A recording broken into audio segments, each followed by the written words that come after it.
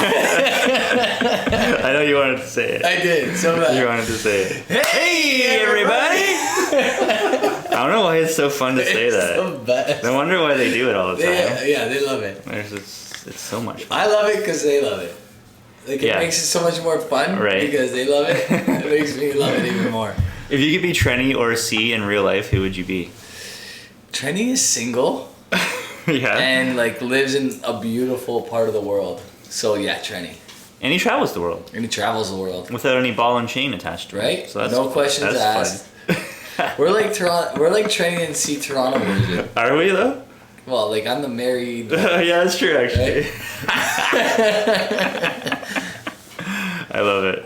Hey, welcome to Super Social Club. I'm Jeremy. This is Whiskey in the Six. I'm Rob. Welcome to the Whisky Rant Podcast. It's a little crusty. It's frustrating. And it's going to be a little bit of a rant. I don't understand it. I don't know why. Some sort of injustice. Anyway, end rant. Hello and welcome back to the Whisky Rant Podcast. I'm Jeremy. Rob. And tonight we are drinking all the nominations of the Online Scotch Whisky Award finalists for Scotch Whisky of the Year. Roy and Ralphie put on the award show this year. It was amazing. It happened last week. The winners were announced. We've got the nominations here, except for one. Except for one. The Lecheg, or Ledeg. Ledeg. I like calling it Ledeg, whether I'm right or wrong. The 18, we have the 10 instead. So the 18 was nominated. The 18 not available in our area as of yet. Like never. Never available. Never. But we had a special edition, like 17s or 19s maybe, that came out. Strengths and stuff. But like the core range 18, we haven't seen it. We haven't tried it. But we have the 10-year-old representing it tonight. Spoiler alert, the winner was the Glen Scotia Victoriana. Interesting result. Would you agree? I do agree. I think it had a lot of hype for a long time, and then it went away. So I thought we were done with that. And then it came back. Boom, right back. Really interesting maturation on this. If you're unaware of the concoction that is Victoriana, look it up because we'll get something wrong if we try to describe all the way that they mature this thing and all the different casks and the way that they transition the spirit from one to the next. I think there's some virgin oak for sure, right? Mm-hmm. Correct? Yeah, so the version that we are drinking tonight, or that I have poured in my glass right now, is the 54.2% version. Non-show filtered, no added to color. Yeah, this one was kind of like a not so unknown secret. Right. Everybody was talking about this for a while now. Yeah. Right? Yeah. For the last couple of years, Victoriana became really, really popular. Mm-hmm. And that's, honestly, I think, large in part due to the fact that the bourbon people really embraced the Victoriana for some reason. Like, a lot of the bourbon guys, the bourbon tube, were talking about Glen Scotia Victoriana for some reason. And that's kind of what I thought lit the fire for that particular expression. A couple things we should say before we move on. Yeah. Ralphie and Roy, I mean, like the Oscars got nothing on the Online Whisky Awards. I agree. First thing. Second thing is we're live on set tonight. Tonight we have like a live audience. Oh yes, we have a live audience. So hint, hint, nudge, nudge. There's a guest in the audience. But like, does that make us like our next the next Jimmy Kimmel, the next? We do need like an applause, like flashing light up here. So when we don't land a joke, we can force the audience. Everybody has to laugh because everybody somebody's laughing apparently. Exactly. Yeah. Yeah. Roy and Ralphie, they do an amazing job. Like live look-ins to like winners of awards. They had a live look-in on the Springbank Distillery. Springbank won. Distillery of the Year, of course they did. A lot of like mixed emotions about Springbank winning anything these days, just because the distribution and the availability of their spirit is so limited. A lot of people were like, "Yay!" and a lot of people were like, "Fuck Springbank." Yeah, but that bothers me so much because it has nothing to do with them. People hate them. They hate them because they hate them. Haters gonna hate, man. Yeah. Like they literally hate them because they do everything so well that everybody wants their stuff that you can't get their stuff. Is that their fault? No, they're doing it right. They're not telling retail stores to charge $400 for a 10-year-old whiskey. Mm-hmm. That's the retail store that's doing that. They actually are, giving the retail stores these products at a very reasonable price, and we know that because the stores with integrity are still pumping them out at low prices. Yeah, like a really cool, like they had a live feed to Springbank, a whole bunch of people representing the distillery were there celebrating. So really cool. They did that with a bunch of the winners. If you haven't seen it, we'll link to it in below. Watch the award ceremony. It was really, really well done. Yeah, it's becoming the Tom Brady winning the Super Bowl kind of thing. It's like, we get it. Springbank? They're awesome. Yeah, Springbank. We don't need New England or like we get Tampa Bay winning another trophy.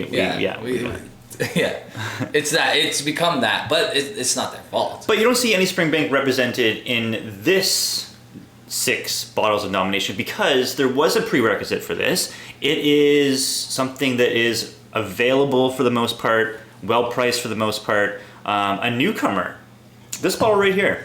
This is, how do you pronounce this distillery's name? Arden McCracken. Arden McCracken. No, that's not. It's Arden McCurrian, I think. Arden McCurrian? McCurrian. Oh, goodness. Whatever, who cares? They won Best New Distillery of the Year. Yeah, they're good. I like an up-and-coming distillery, and this has ties to an independent bottler. Mm-hmm. Adelphi. So the people at Adelphi started this distillery. Is that what happened? So they started. Yeah, the people of Adelphi have a successful independent bottler, and then they started this distillery. I guess about like 4 or 5 years ago. Okay. Like that. Yes, because everything I've tried, dipped and bottled by Adelphi, really, really good. Great. I don't know if they specialize in like high-profile bottlings, but it seems like to me like I'm getting 20-year plus stuff from them all the time, and they're not cheap, but well worth it. Yeah. I will, Springbank is kind of represented. If you're looking at Kilchoman? Yeah. Okay. Right, because I guess that's owned by Springbank, right? But a more available version of it, I guess, if you wanna say that. It was, but I think now, not in Canada. It's not available in Canada. It's not easy to get here. Yeah. So, I don't know. As far as Kilchoman is concerned, in Ontario anyway, the LCBO does bring in the 12-year-old. It was one of the hidden gems of the LCBO for so long when they had it. People who knew were scooping it up. Yeah, the 12, it would come here periodically. I bought my 12 from the LCBO, and it's great. It's fantastic. I have to say, this has opened up so much from when I first opened this bottle. Yeah. It is in a zone, it drinks like a Springbank 15-year-old bourbon cask. And have you reviewed the Kilchoman 16? I have. I have as well. So if you want our opinions and scores on this specific one, you can check it out. Same with the Enoch 18, the Victoriana also reviewed. So what makes a Victoriana so good? I think it's the complexity. It's got so much going on with it. There's lots of viscosity. It's very vibrant and alive on your palate for sure. Yeah. As far as our opinion on it taking Scotch Whisky of the Year, I don't know. I mean, if all the things up here were available to you, what would you be reaching to? I mean, tonight I reached for the Kilchoman 16. I think because of the novelty of it, I like the Ardmacurran. I really like this Enoch 18. That's one of at one point I think that was one of my favorite 18-year-olds. Yeah. And then after I probably would reach in order Enoch 18 on a regular basis. Yeah. Then go to something I haven't tried recently, like the Ardmacurran. I poured the 16 because I haven't had that in a while. And then my staple on my bar usually is this Lejeune 10-year-old, right? Yeah, a Lejeune 10, a whiskey that doesn't fall into the same categories as other peated scotches, but more of kind of, underground, if you want to say that word, as far as peat Scotch is concerned. Yeah, it's got a hefty amount of peat, right? It's not a light peat. It's a nice barbecue style. So if you like Octomore, but you want a really cheap option of Octomore, this is for you, right? There you go. For the longest time, this was $65 at the LCBO. It was a great price, yeah. Right, so 46.3%, 10 years old, no added color, unchill filter, beautiful peat. You're not getting a better bottle at that price. Ralphie's been boasting about this bottle for a very, very long time. I think for me, if you were going to be like, hey, you can have one of these bottles for the rest of your life, what are you going to take? It's going to be the Enoch 18. Yeah. I think it just drinks so nice. It's just so rounded as far as like, you know, the mix of like a little bit. I think it's a mix of sherry cask and ex-bourbon in there. It just drinks so nice. It's a really, really nice whiskey for sure. Yeah. And it's just like go-to. It's like an everyday pour if you want to get into that older everyday pour category. Right. Exactly. Delicious all around. It's sneaky with its amount of sherry in this whiskey. And it is the most expensive bottle. Average price quoted from the nominations. The Enoch is the most expensive. Was it always that way? Because I feel like it's gone up in recent years. Yeah, I mean, the recording in here is 94 pounds. Yeah, that wasn't what it was like 3-4 years ago when we were really buying that up. Because I remember getting that bottle for like $110. Yeah, just over $100 Canadian, yeah, which is like exactly. a great deal. Which is what, like 70 pounds? Right. Right? Yeah. So maybe less. So it's gone up in recent years. If this was 4 years ago, maybe the Enoch wins, like by a good margin. Yeah. Yeah. And the Bunnahabhain 12, just like a staple, everyday go-to. You cannot go wrong with that. Interesting that it's found its way on the list. I just think that if people are thinking availability and price, it's there for sure. It's for there. Sure. What would you have added to this list if you were like, you know, these are not my top 6. I mean, we're gonna do our own lists in the near future, right? Because Christmas is coming. That's usually roughly when we. Yeah, we're only like less than 2 months away from releasing our year-end videos where we go through our own categories and name whiskeys of the year. So give me one single malt that wasn't represented that you're like, wow, I'm surprised that's not there. Yeah, I mean, as far as like availability is concerned, I mean, I think that it's hard to like look at the independent bottling market, and we kind of spoke to this off camera before we started. But, you know, independent bottler of the year did go to Suntory. Right. And those Suntory vintages are coming out. They're doing amazing stuff with the Edredauer. The Edredauer 10. The Edredauer. Yeah. Edredauer? Edredauer. Yeah. The Edredauer 10 coming in at 46% ABV. Heavily really, sherried. really good. Heavily sherried. Yeah. Between the two of us, I think we've tried maybe 4 or 5 of those bottlings in the last couple years. Yeah, about that. Some of them are very, very nice. Yep. Very, very good. And great value for money as well. Great value. It's about like $90, right? So heavily sherried whiskey, you're not getting really that, other than the only other one I could think of is, you know, your Glenallachie 12, which I'm surprised is not on that list. So yeah, I mean, you know, the Aaron 10 won Value Whiskey of the Year, I think yet again for the second year in a row. This year. It was this year. This year as well. So, I mean, that's going to be up there. Anything value. I think we can look at the blended malt category, which is really making a resurgence, I think, this year. Compass Box came out with that amazing Orchard House. Orchard House, great. Really, really like that whiskey. Yeah. A combination of Linkwood and Kleinleach Majority. Yep. 40% drank really, really nice. Nice, like a light profile. A great Scotch for the warm weather. Yeah. One that I'm not sure if it's just because of when it was released in relation to like when the lists were released, but one that didn't make the list that we had a chance to recently try was the McNair's Lumreek 10-year-old cask strength. Honestly, like, I love that whiskey. I think that whiskey's phenomenal.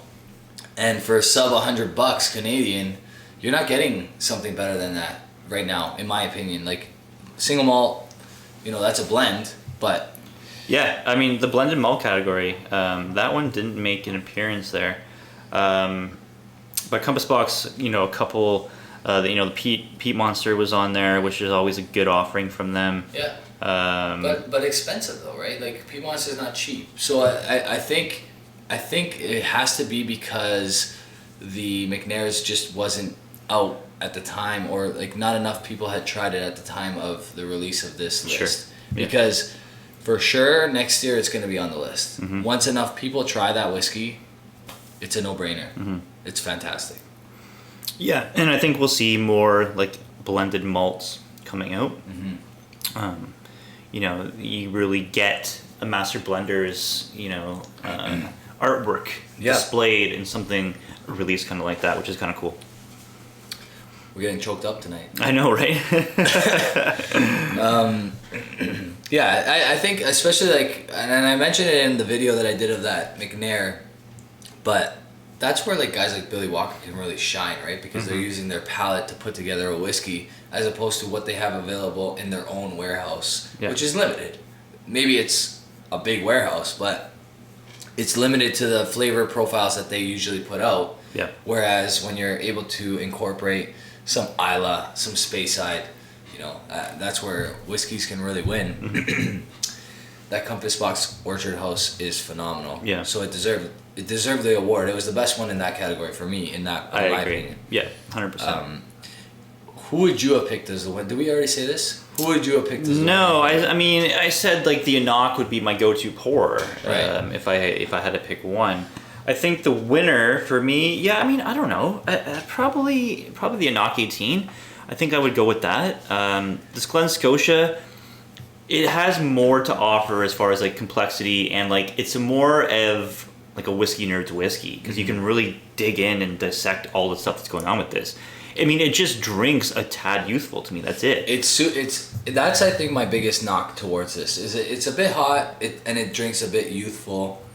Like I know there's a little bit of older whiskey in there perhaps, but it still drinks. It's not a refinement like this Scotch whiskey is. It's right? not like, the best offering from Glen Scotia either. Like the 18-year-old is a great price and it's phenomenal. We did really like that 18 Glen That Scotia. newest one was phenomenal. Yeah. Yeah, I mean, this is like, I mean, the Online Scotch Whisky Awards the nominations are by people in the community like ourselves. They're voted on by people in the community, so they're enthusiasts and they're whiskey nerds, right? Right. So like, I'm not surprised that like a whiskey like this would win because this is a whiskey nerd's whiskey. It's like it's very cool to dissect it and really get your nose into the nosing glass with this whiskey because there's so much going on with it. But it is kind of like a more like a mood pour to me. Yeah. Whereas like I can go to the Enoch 18 no matter what, anytime, and really enjoy it. Yeah, so we talk a lot about pour and play whiskeys. The Enoch 18 is the number one pour and play whiskey on this list. Mm-hmm. I would say number 2 pour and play whiskey is probably the Kilchoman 16. And I would say it'd be probably the Bunnahabhain would be the number 2 pour and play. Okay, so you'd say so there we contrast, and then I'm going to the Jag after the Kilchoman. So I would do this 4. So I would do 1, 2, 3, 4, and obviously it's because I'm a fanboy. Yeah. Like the screaming girls at the Backstreet Boys concert for Springbank. That's me. Right.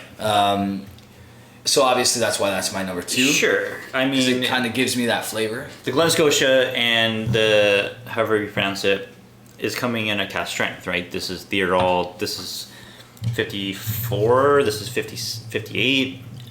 Yeah. Not exactly pour and plays when you're talking cast strength. That's the thing. I mean, for us, they were at some point. I think I'm starting to move away from cast strength as my pour and play. You would describe a cast strength as pour and play?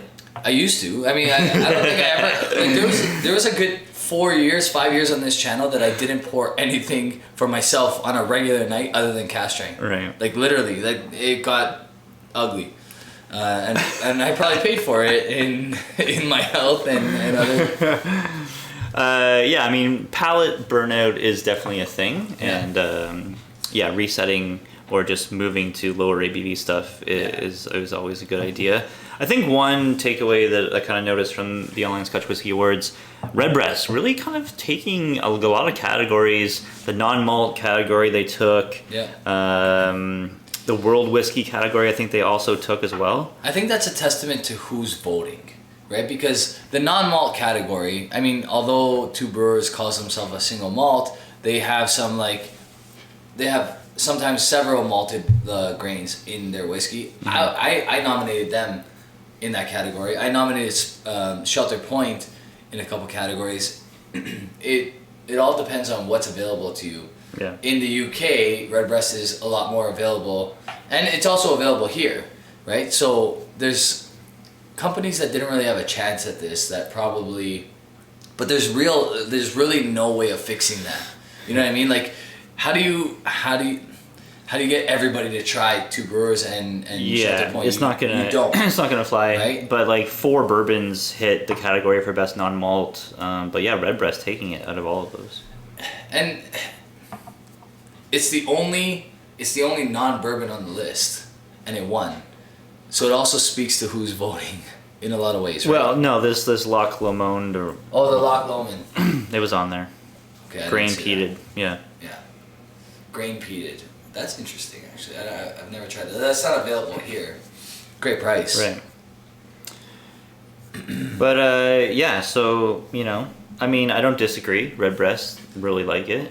I used to love everything Redbreast. I think I'm starting to like more of their older stuff more now. Like the 15 and the 21 are better now than they were before, and the 12 is losing its luster a little bit. Yeah. I wonder if I think there is batch variance in that 12-year-old. Yeah. They've made a couple different 12s, the small batch or with the cast strength. But yeah, I mean, Redbreast. I mean, I did a review where I did the whole lineup. I thought the 15 was the buy. I thought it delivered the best for the value. I still think it is, and it won for best world whiskey. Yeah. If you want to call Scott or Irish whiskey world whiskey, but yeah, sure. Yeah, I mean, it's almost like in the popularity of the world, the entire world, not just North America, because we're kind of biased because we're neighbors to the U.S. where bourbon is such like almost like a culture now, right? But I don't think it's that in the rest of the world. Like I don't think Europe is picking bourbon first. I think for the most part they're picking Scotch, then probably Irish whiskey, right? Like that's their second drink of choice for the most part, right? And then obviously you have your niche, whatever. Sure.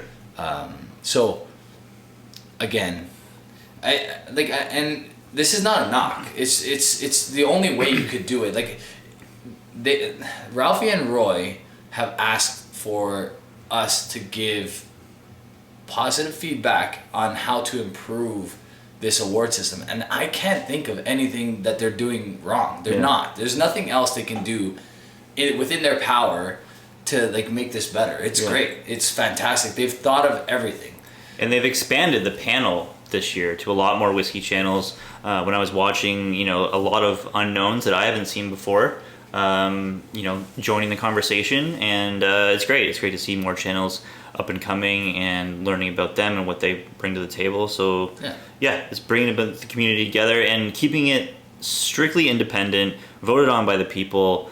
You keep the politics and the money out of it. Yeah. That's the coolest part about it, right? Right.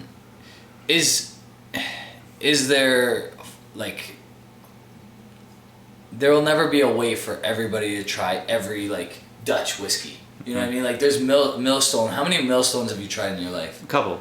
Two. Maybe. Yeah. Well, then the night we were at Spirit of Toronto, we tried a couple. Yeah. Like that's all, right? And I'm sure they have great whiskey, but I don't get to try it. What was that rye we tried that tasted like oranges? It was just 100% rye from Millstone. And we told them, you put oranges in this, right? There's definitely you put orange extract. You put orange extract. And he's like, no. I'm like, you did.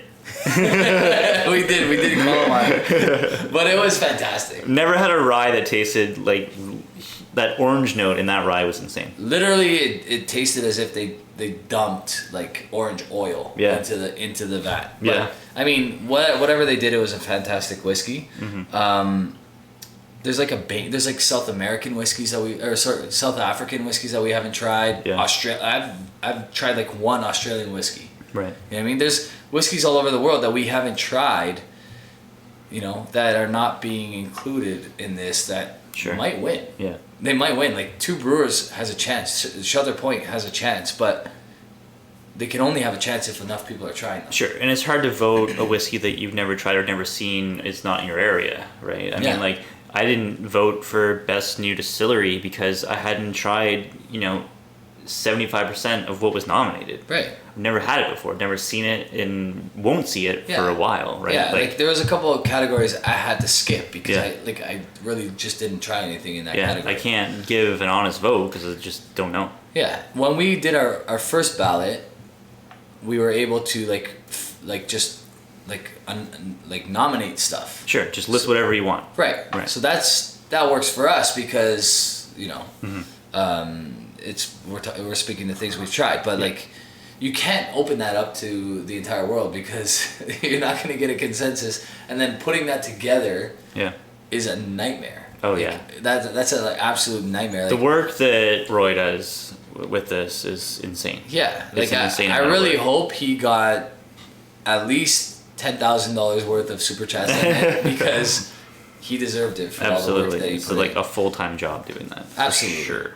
But he's building something that one day might pay off. Like maybe a company comes and says, we're going to buy this idea off you because it's valuable. Or hey, we want to like bring it like live on stage and like make it a thing. You know? It is the Oscars now. Right? Yeah. Yeah. Right? Absolutely.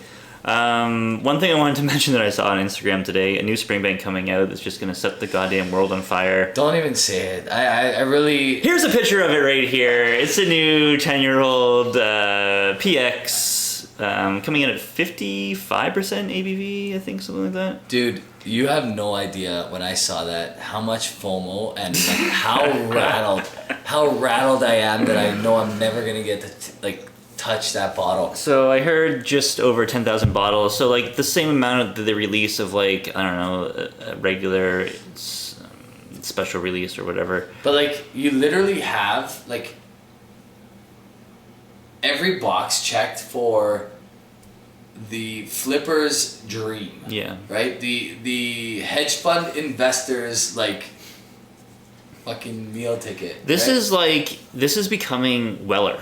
This is like when Weller spits out like, it's officially foolproof, and it's just like people are just like, you know, melting and scurrying around like a light turned on with cockroaches just going to get it. You know what's sad? Okay, I'm gonna share something on this channel that like I don't like to admit because I'm embarrassed, but I recently I've spoken about the Hazelburn 21 trades that I made. So I traded 2 really valuable whiskeys for Hazelburn 21.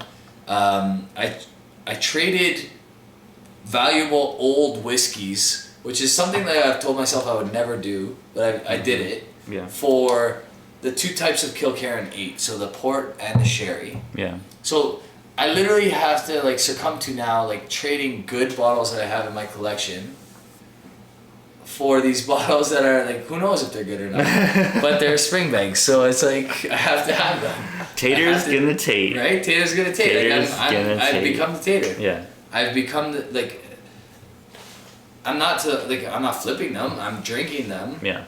You know, I'm opening these bottles and reviewing them. I have to review the port. It's over there, the Kilchoman 8. I mean, it's not really a tater. You know, like, I was like a self-described tater before just because I chased secondary market stuff that I wanted. Yeah. But, like, you're right. I'm not just buying it to flip it or to look at it. No. And it's not a piece of art that collects dust. It's getting cracked and getting drank.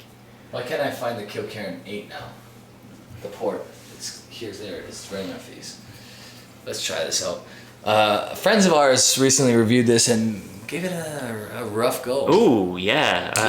Gave it a rough go. Watched a video review, Top Shelf Whiskey. 2 great guys. We love their channel. Yeah. But they were not happy with this Kilchoman, or really any Kilchoman, I think. Dare I say, it's just yucky. I think they just don't like Springbank. Like I feel like No. They like Springbank. no, because They don't like the Kilchoman. local barley. Dustin trashed the local barley. Oh, that's right, he did. He trashed the local barley. The really heavily sherried The one. only Springbank that Dustin has liked that I've witnessed was the one that doesn't even taste like Springbank. It's the 15-year-old like heavily sherried one recently. Yeah. Right? So Yeah. that's not a Springbank. Yeah. That's Because like sherry I'm whiskey. watching this review and they're just trashing it, like just Butchered. dragging it through the gutter.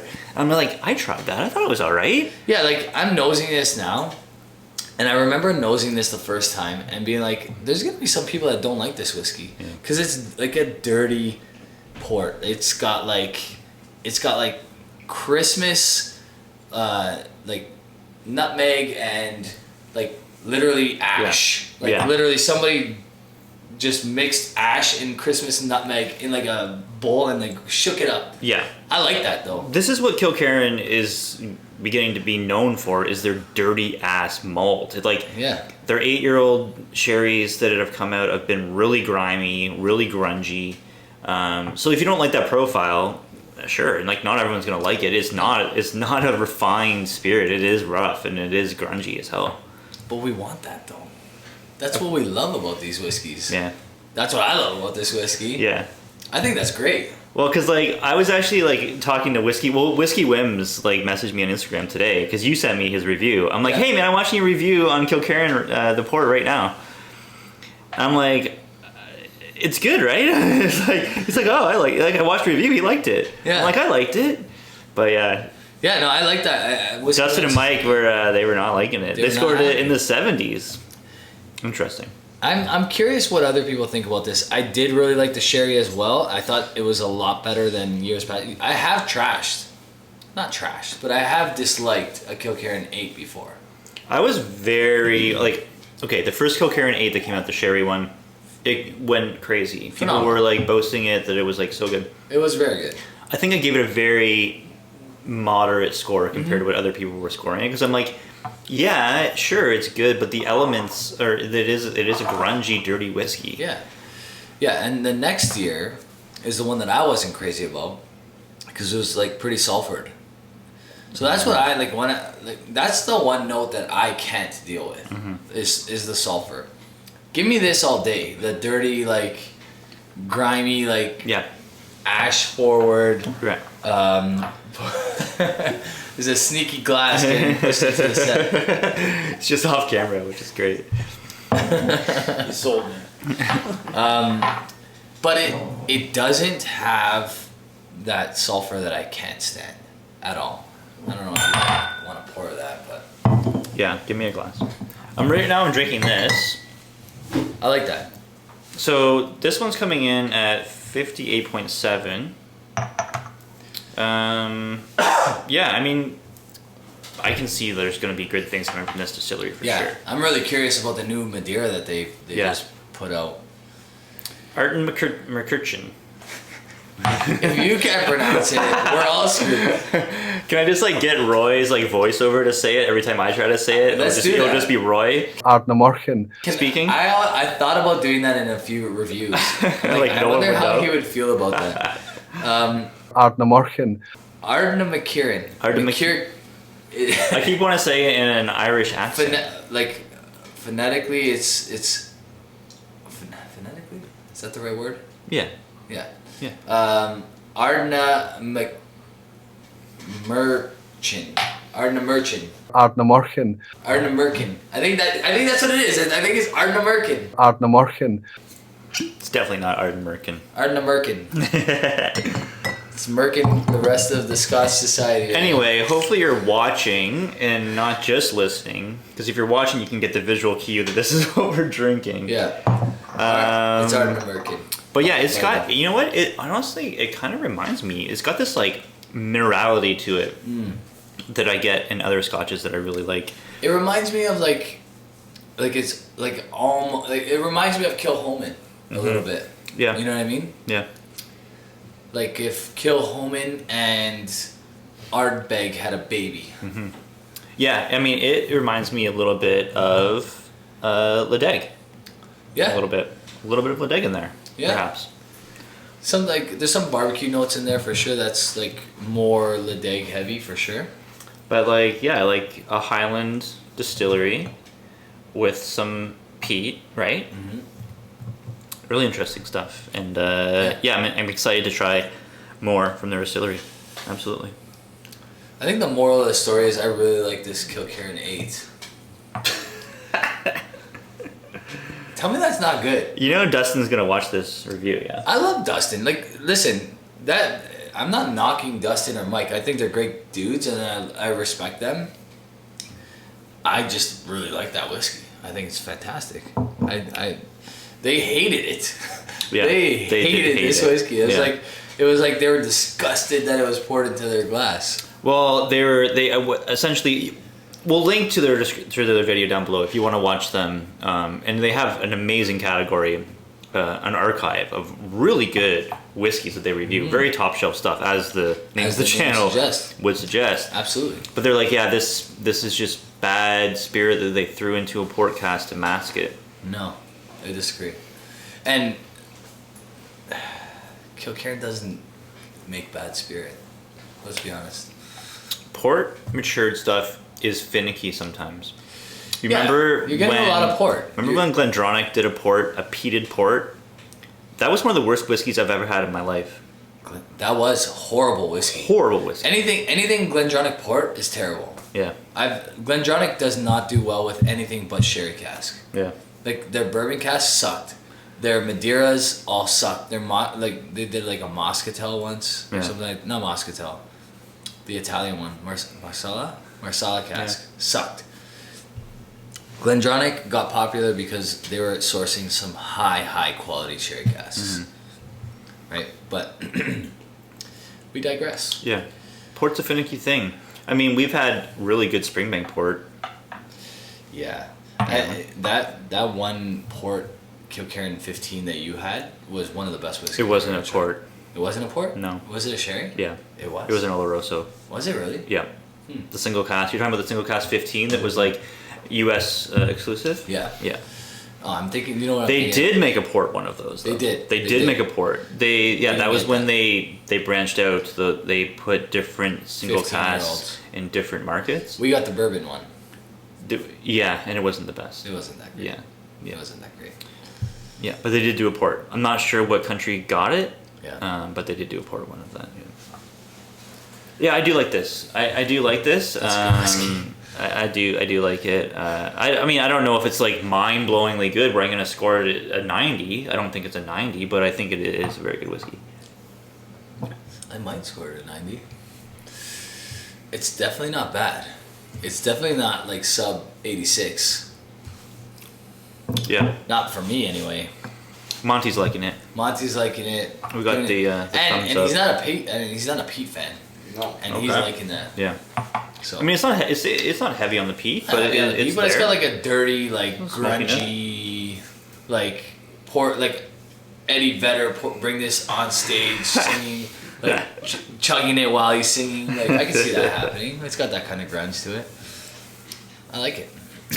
Well, comment down below of the nominations for Scotch Whisky of the Year according to the Online Scotch Whisky Awards of these 6 bottles, not including the Kilchoman port.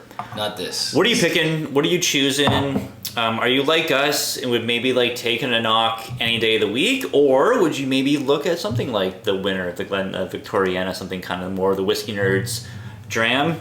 Let us know in the comments down below. And if none of these appeal to you, what's your whiskey of the year? If it's getting that season again, what have you had this year that stands out to you? We'd love to know. And you'll see our videos coming up in less than 2 months. Last question. Yeah.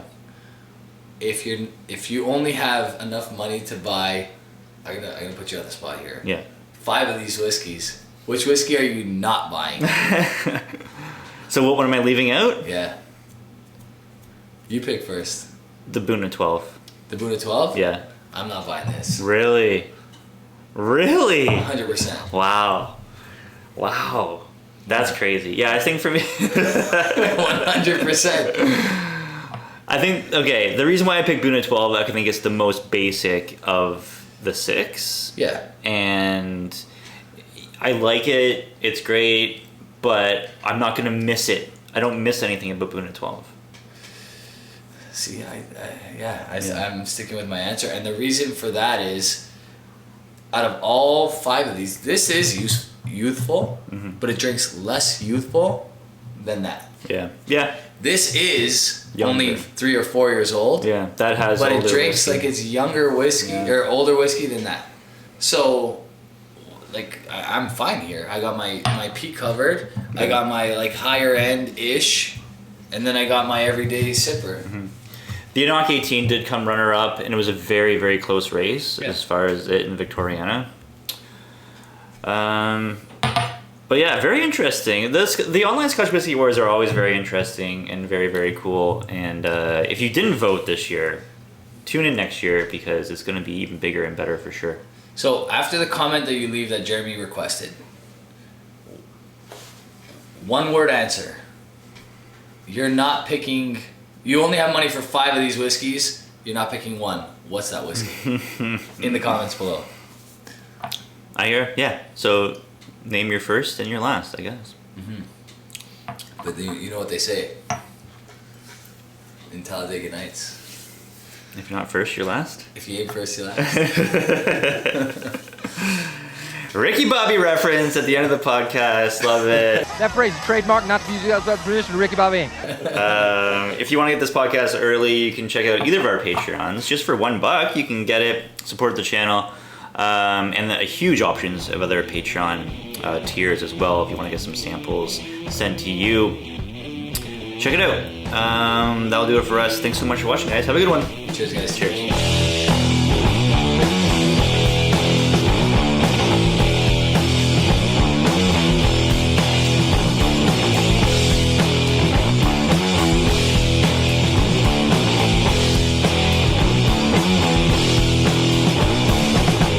Well, Dick, here's the deal. I'm the best there is, plain and simple. I mean, I wake up in the morning, I piss excellence, and nobody can hang with my stuff.